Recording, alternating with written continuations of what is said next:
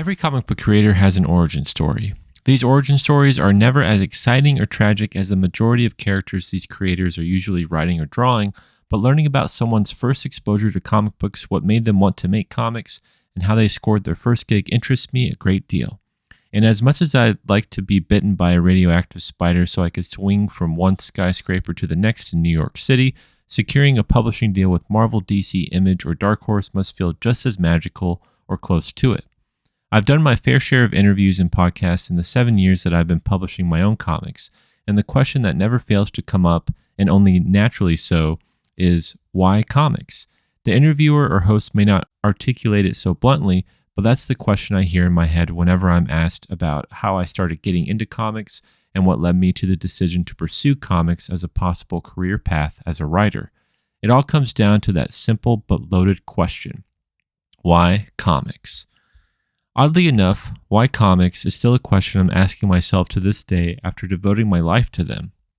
That may reek of overdramatic hyperbole, but it's the cold, hard truth. Don't kid yourself. If you want to make comics seriously and professionally, they require serious and professional commitment. Like any creative field, making comics is a high-risk, high-reward scenario. All of my finances, free time, and future plans revolve around making comics. This includes writing the scripts themselves after weeks or months of research and brainstorming, working with the artist, letterer, and colorist during production, running the crowdfunding campaigns, fulfilling those campaigns, and all the marketing involved while running a small business. It includes writing this newsletter you're currently reading or video you're listening to, which, thank you by the way. I could be doing a million other less taxing activities at the moment, and yet making comics calls to me. I've sacrificed a college education, nearly my entire 20s, vacations, plenty of social activities, and who knows what else to the altar of comics creation. This may read like a laundry list of complaints, but they're just the facts. When one wants something as much as I want to write comics full time, there's barely any room for much else. You make it work, you find a way, you have to. And boy, it's exhausting and frustrating and anxiety inducing, but it's comics. There's nothing else quite like it. Making comics started as a dream experiment at 17 years old. I was a young, shy Midwestern kid right out of high school and my entire future ahead of me. And while I didn't know the ins and outs of storytelling or the technical terms for what constituted a competent story, I enjoyed writing. I enjoyed stories. More than that, I enjoyed the power of words and stories and their consequential effect on the reader and/or viewer. There was an alchemical mystery to it all, and there still is to this day. It got to the point where I became more fascinated by the creators of the films, novels, comics, and video games I liked almost more than the products themselves. Watching behind-the-scenes special features on DVDs and Blu-rays was like eating candy. How is it possible for someone, other human beings just like me, to make something as beautiful as this? For most of my teens, I spent my time writing blogs on the website for the now-defunct GameInformer.com, voicing my opinions on video games. There was a brief period where I wanted to grow up to become a video game journalist, but that desire to report on what others were creating turned into a desire to make my own creations. But where would I start? What could I possibly take a stab at? And there they were, boxes of them in my room, hundreds of comic books.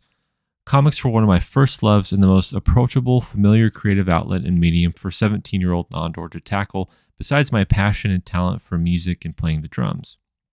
Trying to make a short film or write a novel seemed impossible, but making a comic where the possibilities are near limitless and the budget for the kind of story you wanted to tell virtually non-existent? Let's give it a shot, I thought. Why comics became why not comics. Fast forward to a couple years later in 2018, the graphic novel series that became Seasons was born, the first hardcover volume raising $6,500 on Kickstarter at a time when the public's awareness of crowdfunding indie comics was but a faint whisper.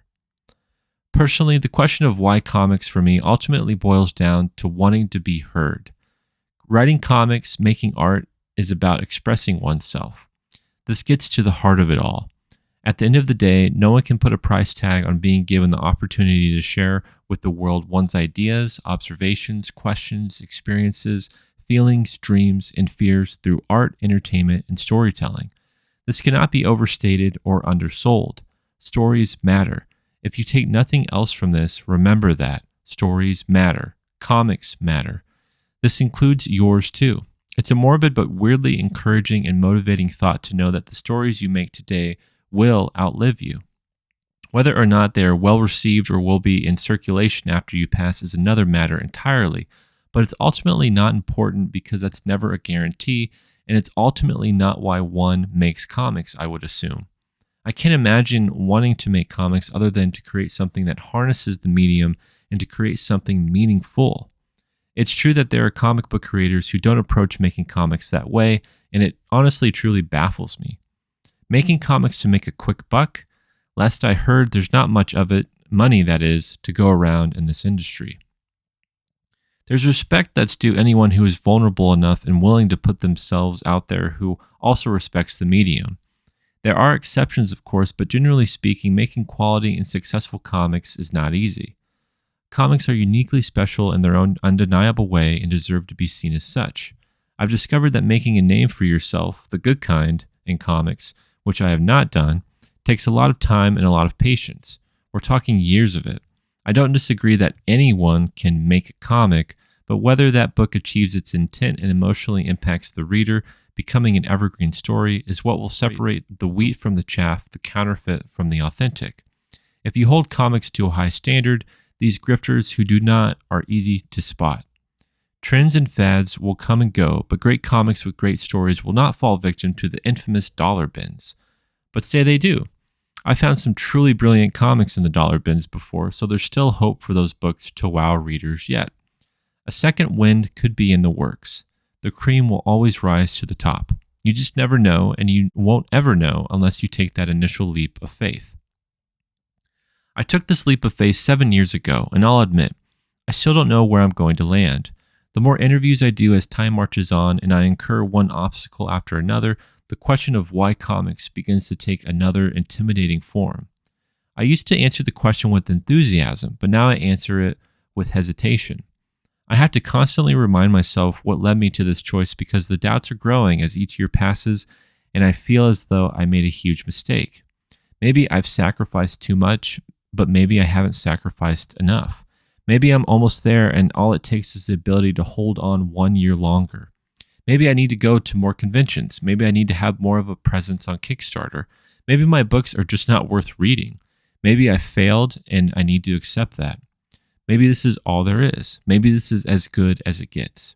And maybe this is just what it's like to be a freelance comic book creator in 2025, never knowing where the next job will appear and constantly looking for ways to improve your skill set and build an audience. Every comic book creator has an origin story, and I want to believe that I'm still in the middle of mine. Some births are premature, some are late, and some are right on time. It remains to be seen where I fit in on that timeline, but as I reflect on what I've accomplished and what I still need and want to accomplish, my answer to the question of why comics has not changed but has only shifted its shape into a more defined goal with more defined steps. There are series I need to finish with Man-Child and Seasons, and a series I need to begin with This Morning Earth, as well as a series I didn't know would become one in the Fabled Offering by popular demand. There are connections and moves I need to make. There are opportunities I need to take. 2025 is my chance to reintroduce myself to the comics world, both its readers and creators, and I hope to take advantage of this potential at every turn. Speaking of reintroductions, hello there. I'm Nandor Fox Schaefer. I'm 27 years old and I'm a comic book writer. I've written nearly 1,000 pages of comics and published nearly 400 of those as of this video. It's a pleasure to meet you, and thanks for being here. How can you help me on my road to making comics full-time? The first thing to do would be to sign up for when Seasons Volumes 1 and 2 Spring and Summer Trade Paperback Editions launch on Kickstarter this year. With over 200 pages of phenomenal black and white artwork by my longtime collaborator Anthony Gonzalez Clark, Seasons is a supernatural slice-of-life series following Fletcher Hart Eames on a 1-year journey towards his search for meaning as his abilities change with every passing season.